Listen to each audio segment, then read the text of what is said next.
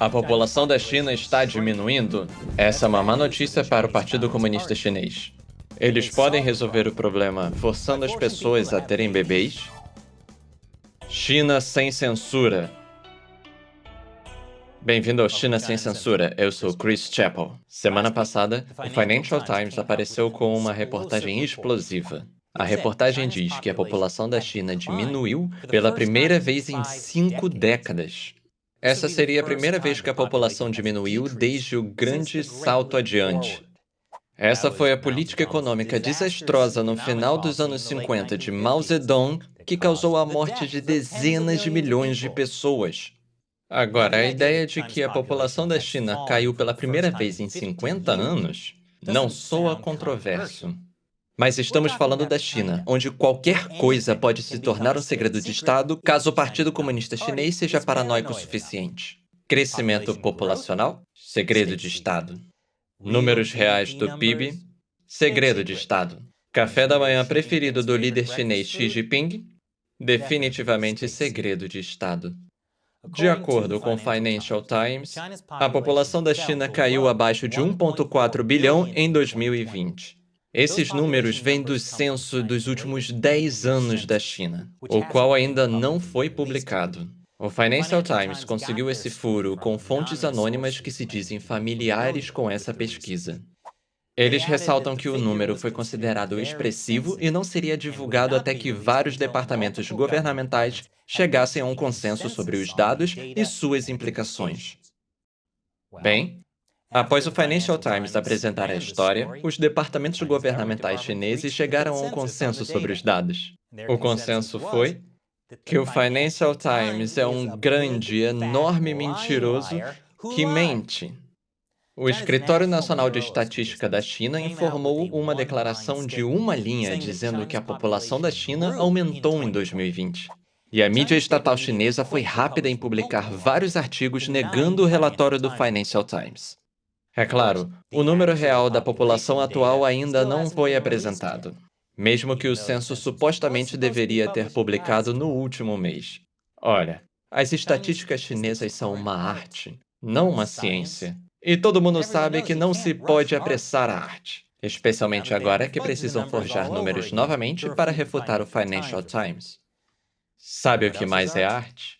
Ler as entrelinhas da propaganda chinesa.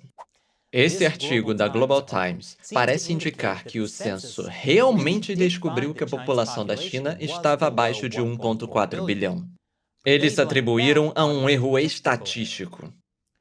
De acordo com a Global Times, a população realmente não caiu. Em primeiro lugar, nunca foi 1,4 bilhão. Na verdade, isso é plausível. Alguns experts têm dito há anos que a população da China é um número inflado. Uma das razões é que os governos locais são incentivados a inflarem os números populacionais para adquirirem recursos do governo central. Esse é o sinal de um sistema realmente funcional. O Global Times também disse que a população da China está para diminuir no início de 2022. O que é muito interessante, porque estimativas prévias do governo diziam que a população da China começaria a declinar depois de 2027 ou 2029. E de repente, afirmando que isso mudaria para o ano que vem, mostra que esse é um problema maior do que o partido admitiu anteriormente.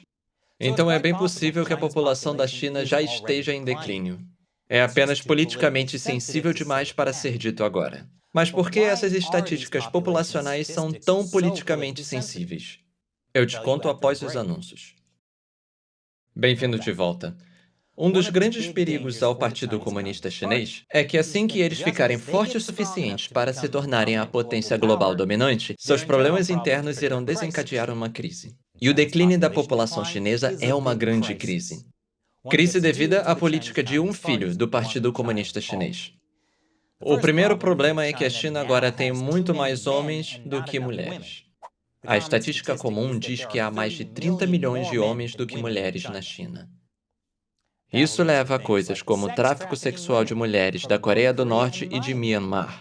Falaremos mais sobre isso adiante. O segundo problema é que a população da China está envelhecendo e rápido. A população em idade ativa da China vem caindo desde 2011. Se isso permanecer, a China não terá trabalhadores suficientes para sustentar o envelhecimento da população. E com o sistema de pensão e saúde inadequados da China, isso deixa os jovens sob a pressão de dar suporte à população mais idosa. É também um grande problema para a economia da China, que foi construída para ter o suporte de muitos trabalhadores.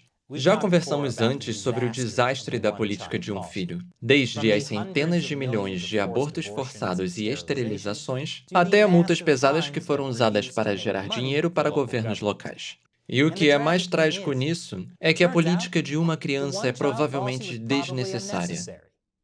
A taxa de natalidade da China já está em declínio por uma década desde o início da política de um filho. Mas o Partido Comunista Chinês seguiu adiante com a política de qualquer forma, criando um projeto de engenharia social autoritário que confundiu sua população por décadas. A taxa de natalidade caiu tão rápido em 2016 que o Partido Comunista Chinês trocou a sua política de um filho para a política de 2 filhos. Mas isso não representa mais liberdade. Isso apenas indica que a população agora pode ter 2 filhos ao invés de um. Por exemplo, você ainda precisa de uma permissão para ter uma criança.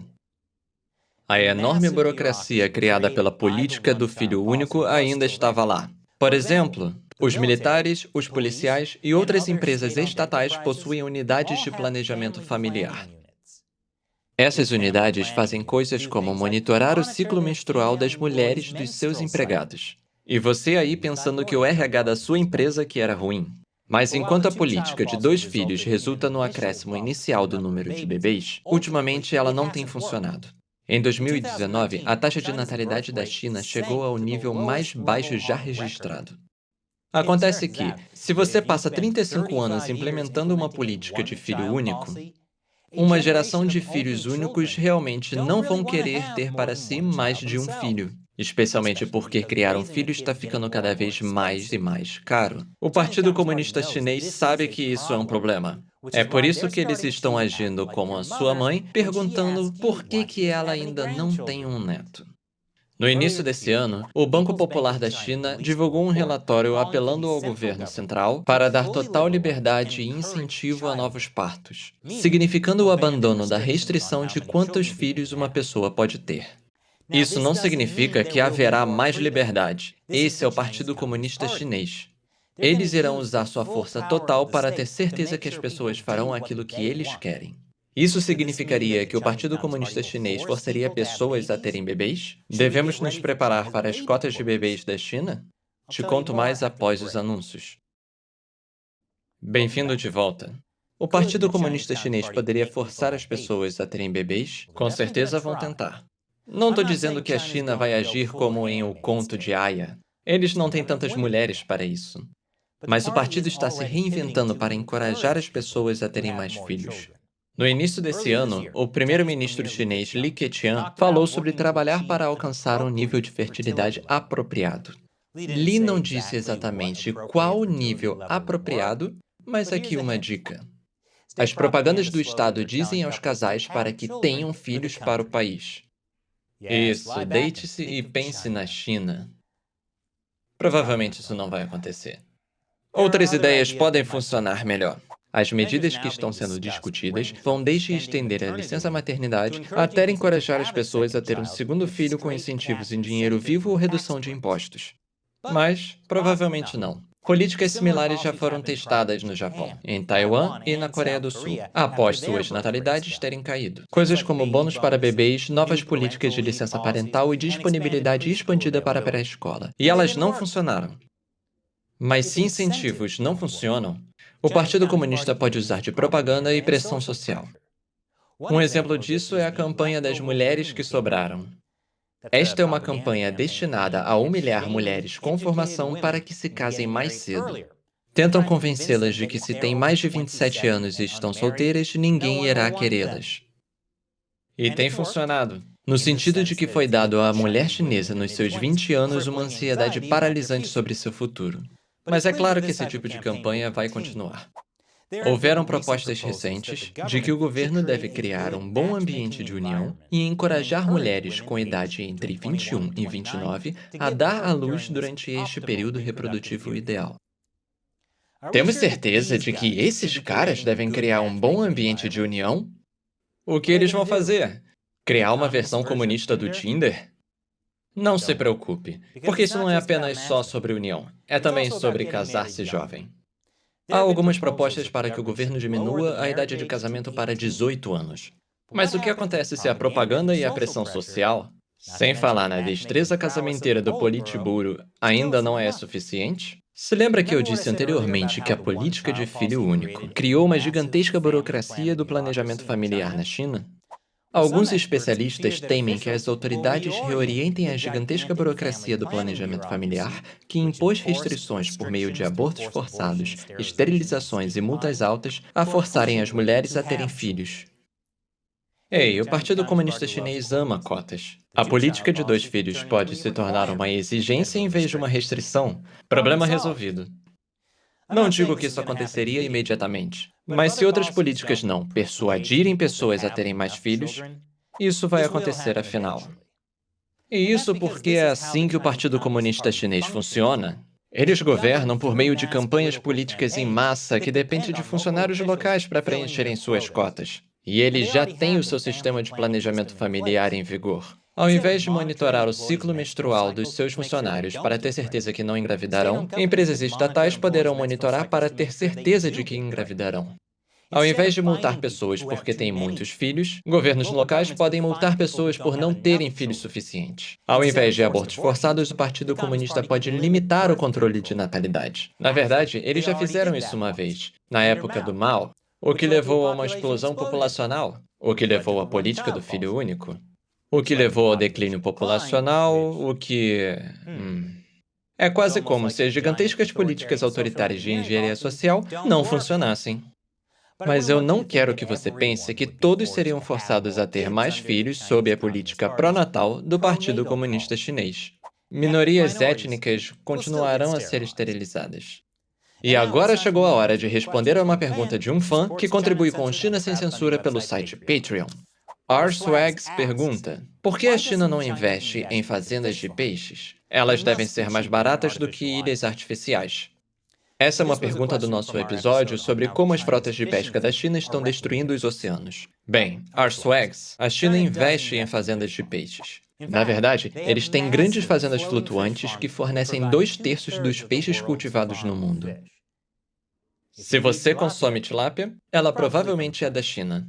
A má notícia é que a China tem questões de segurança alimentar quanto às suas fazendas. Fazendeiros tentaram lidar com a poluição das águas, alimentando com pesticidas e antibióticos, que são proibidos ao uso em outros países como os Estados Unidos, o que leva à proibição de importação de peixes cultivados na China. Nos últimos anos, os fazendeiros de peixes chineses tentaram limpar os seus cultivos. Mas até mesmo na China, os consumidores que têm dinheiro preferem os peixes de pesca selvagem da América do Norte, da Austrália e de outros lugares que eles acreditam que tenham água limpa. Enquanto isso, eu parei de comer tilápia. Obrigado pela pergunta, R-Swags, e um grande obrigado a todos que contribuem com China Sem Censura no Patreon. Visite patreon.com/China Uncensored, contribua com $1 ou mais por episódio, e você também poderá me fazer perguntas. Mais uma vez, sou Chris Chappell, obrigado por assistir China Sem Censura.